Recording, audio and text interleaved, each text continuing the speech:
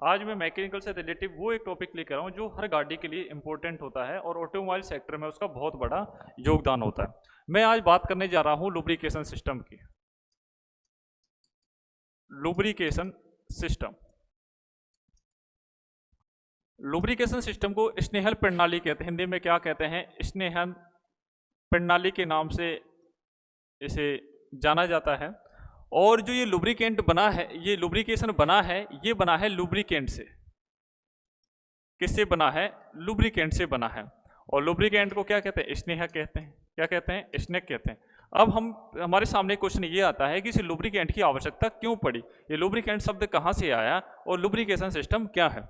जब हमारी गाड़ियाँ स्टार्ट होती हैं तो उसके जो पार्ट्स होते हैं वो आपस में क्या करते हैं? गति करते हैं, एक मोशन करते हैं। क्या करते हैं? मोशन करते हैं, गति करते हैं। जब पार्ट्सों के अंदर क्या होगा? मोशन होगा, गति होगी। पार्ट्सों के अंदर क्या होगा? मोशन होगा। आपस में क्या होगी? गति होगी। गति होने के कारण क्या होगा? उसके अंदर फ्रिक्शन होगा। फ्रिक्शन होगा। फ्रिक्शन होने से क्या होगा? उनके अंदर टेम्परेचर है, टेम्परेचर क्या होगा? ज्यादा होगा। जब पार्ट्सों का टेम्परेचर ज्यादा हो जाता है तो उनकी जो मूल शेप होती है पार्ट्स की, वो क्या हो जाती है? डिफॉर्म हो जाती है।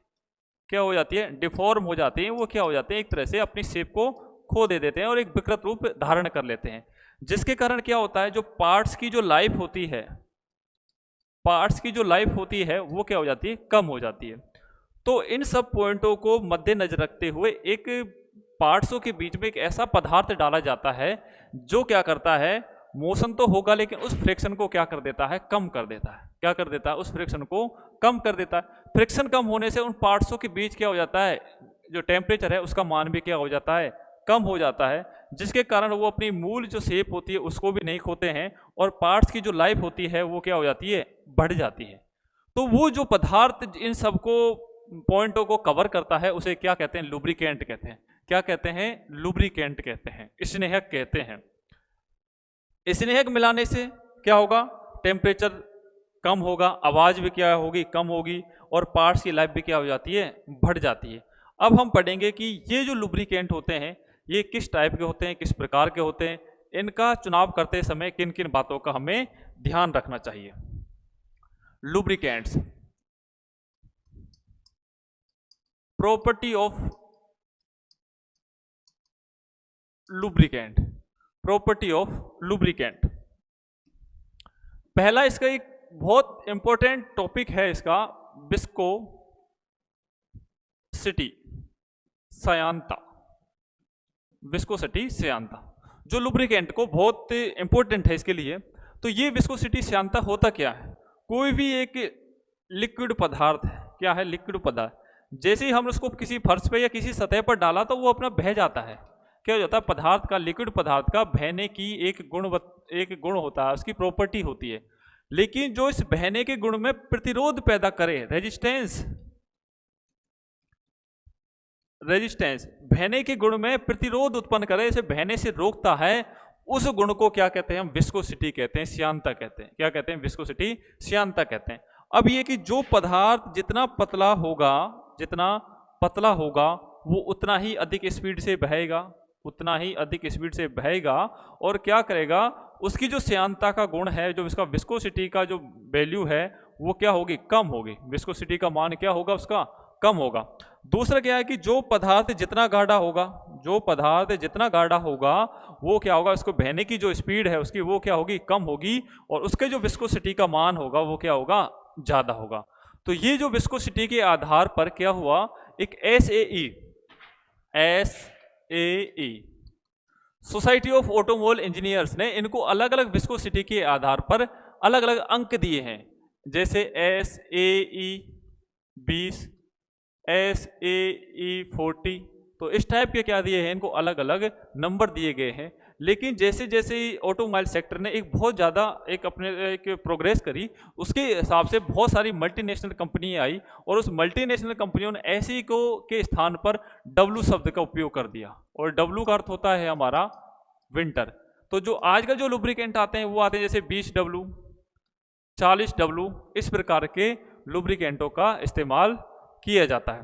अब जो हम बात कर रहे हैं और क्या गुण होना चाहिए, और क्या लुब्रिकेंट के गुण होने चाहिए?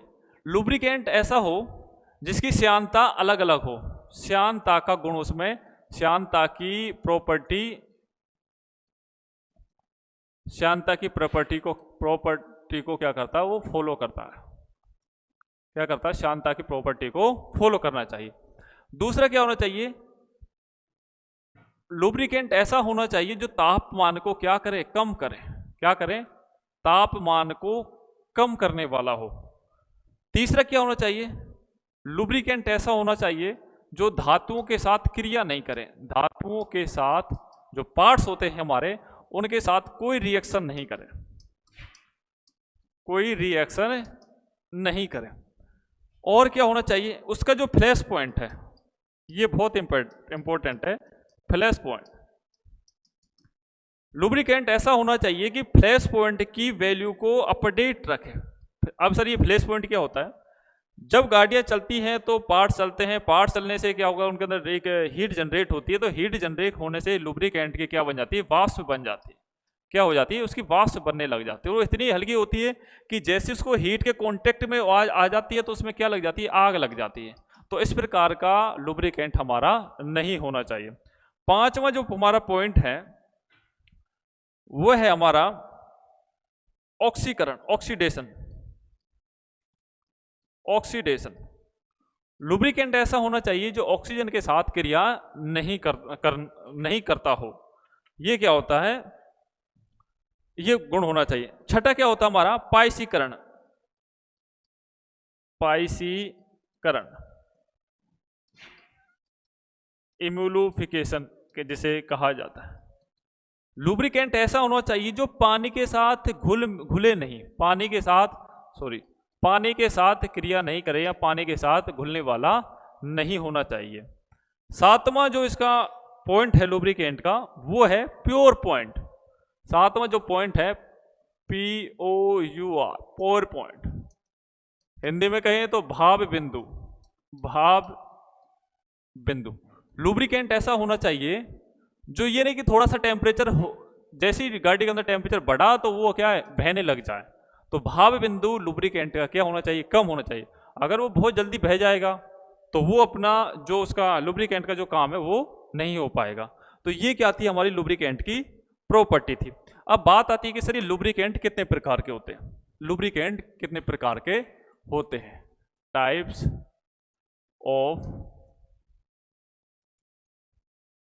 Of lubricant. अब ये टाइप्स ऑफ लुब्रिकेंट, एक आता है सॉलिड लुब्रिकेंट, दूसरा है सेमी सॉलिड लुब्रिकेंट, और तीसरा है हमारा लिक्विड लुब्रिकेंट। सॉलिड लुब्रिकेंट वो होते हैं जो ताप और दाब पर फैले नहीं, जिन पर ताप और दाब का प्रभाव क्या है, जो ताप और दाब के प्रभाव कम पड़े, ताप और दाब का जिस पर प्रभाव कम पड़े। ये नहीं कि थोड़ा सा टेम्परेचर बढ़ने पर या थोड़ा सा प्रेशर बढ़ने पर अपने जो लुब्रिकेंट है वो अपने मूल प्रॉपर्टी को खो दे और लुब्रिकेंट की तरह काम ही ना करें। तो ये जो लुब्रिकेंट होते हैं ये क्या कहलाते हैं, सॉलिड लुब्रिकेंट कहलाते हैं। ये क्या होते हैं, तरल से बहुत ज्यादा एक हैवी होते हैं। जैसे इसमें क्या किसका उपयोग किए जाते हैं, ये जिसका इसका उदाहरण क्या है, ग्रेफाइट। ग्रेफाइट क्या होता है, सूखा होता है, ठोस होता है। ये क्या होता है, लुब्रिकेंट का काम करता है। जिसका पाउडर बहुत स्मूथ होता है, चिकना होता है, जिसके कारण क्या होता है, जब पार्ट्स आपस में गति करते हैं तो पार्ट्स के फ्रिक्शन को क्या करता है, कम करता है, जिसके पार्ट्स के टूटने की संभावना भी कम होती है और घिसने की संभावना, टियर वियर भी क्या होता है, कम होता है। मोम,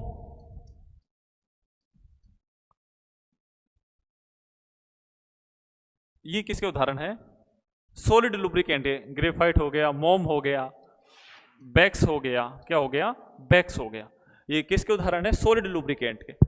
दूसरा है हमारा semi solid lubricant. Semi solid lubricant क्या होते हैं, ठोस से थोड़े मुलायम होते हैं लेकिन लिक्विड से थोड़े से क्या होते हैं, ज्यादा गाढ़े होते हैं। उनके स्थान पर किनका उपयोग किया जाता है, ग्रीस का उपयोग किया जाता है। किसका उपयोग किसको किया जाता है? ग्रीस का उपयोग किया जाता है। तो ग्रीस एक सॉफ्ट ग्रीस होती है और एक थोड़ी क्या होती है, हार्ड ग्रीस का उपयोग किया जाता है। तीसरा जो हमारा आता है liquid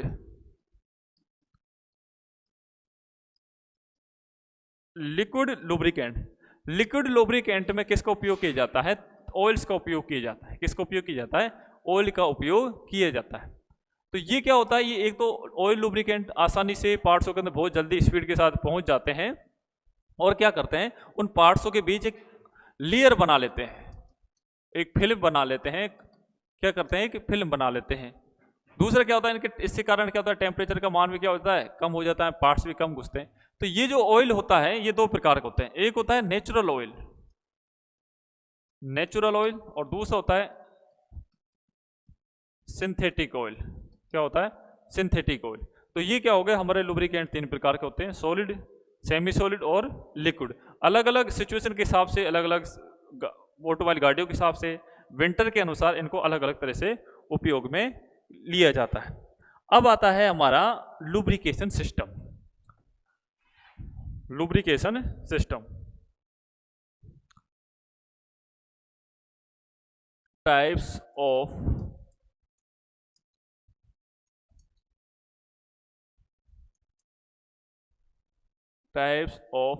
lubrication system.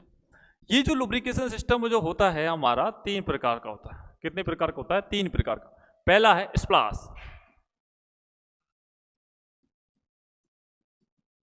स्प्लाश lubrication system.